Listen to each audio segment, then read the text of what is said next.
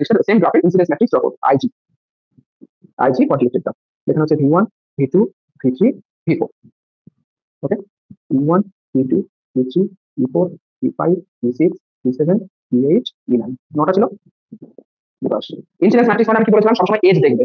ওকে, age দেখবে। বেশ, first হচ্ছে E1 কোথায় আছে? V1 থেকে V2 তে যাচ্ছে। ওকে, V1 থেকে V2 তে যাচ্ছে। এবার ভালো করে শোনো, E1 যে এজটা সেটা V1 থেকে বেরিয়ে V2 তে যাচ্ছে, ঠিক তো? আমি আগের দিন কি বললাম, যখন ইন হবে তখন মাইনাস, আর যখন আউট হবে তখন হচ্ছে প্লাস। ওকে, তো ম্যাট্রিক্সের ক্ষেত্রেও কিন্তু সেম কনসেপ্ট।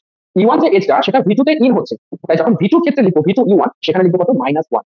আর V1 থেকে বেরিয়ে যাচ্ছে, তাহলে সেটা কত হবে? +1। বোঝা গেল? তাহলে V1 E1 যখন করছো, V1 এর ক্ষেত্রে লিখবে +1, V2 এর ক্ষেত্রে লিখবে -1। ওকে, ক্লিয়ার? আচ্ছা, হেডের জন্য তাহলে মাইনাস বলতে পারবে এতে? হেডের জন্য -1, ঠিক। আচ্ছা, হেড যেটা হবে সেটা তোমার মাইনাস হবে, টেল যেটা হবে সেটা তোমার প্লাস হবে। E2 বলো কি করবে? P হলো -1। হ্যাঁ, E2 কি বলছো?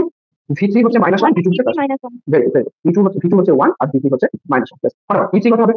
V2 হচ্ছে -1 আর V3 হচ্ছে +1। E4 কত হবে? V3 হচ্ছে -1, V2 হচ্ছে +1। বেশ, E5 কত হবে বলো?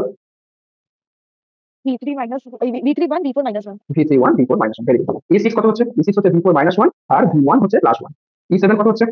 E7 তো লুপ আছে, লুপটা কোথায় আছে? V1 এ আছে। আমরা যা করছি ইনসিডেন্স ম্যাট্রিক্স, তাহলে V1 এর এখানে কত হবে? 2। ওকে, তারপর E8 এর লুপ হচ্ছে, লুপটা কোথায় আছে? V4 এ আছে, তাহলে এখানে হচ্ছে 2। E9 এর লুপ, তাহলে V4 এখানে হচ্ছে 2। বাকি সমস্ত জায়গা 0। আচ্ছা, এখানে কিন্তু লুপটা তো একটাই রোটেশন নিচ্ছে, তো 1 হবে না? না, ইনসিডেন্সের ক্ষেত্রে 2 হবে। অলওয়েজ? অলওয়েজ। তাহলে অপোজিট রোটেশন যদি অপোজিট আমার ডাইরেকশন হবে তাহলে তো 2 হতো পজিটিভ, তাই হ্যাঁ, তো? আচ্ছা আচ্ছা আচ্ছা, ঠিক আছে।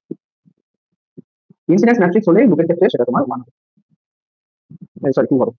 বলো, বোঝা গেছে? কার কোনো কোশ্চেন আছে?